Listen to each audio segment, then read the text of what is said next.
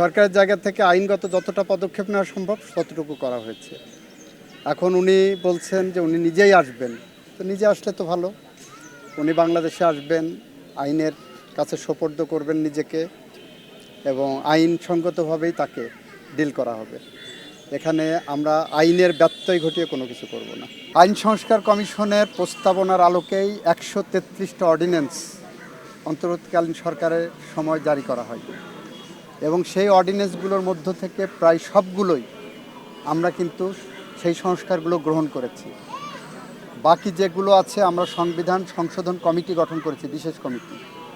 সেই কমিটি জুলাই সনদের আলোকে আমরা সংস্কারগুলো এগিয়ে নেব। AKS অর্জন করলো গিনেস ওয়ার্ল্ড রেকর্ডস।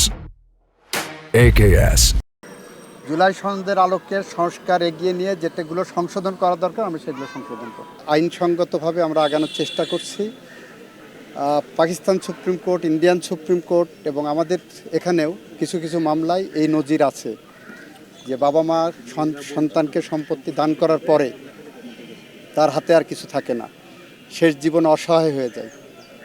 এই শেষ জীবনে যাতে অসহায় না হয় সেই ব্যবস্থা, সেটাকে প্রোটেক্ট করার জন্য আমরা আইনিভাবে এই ব্যবস্থা নিতে যাই।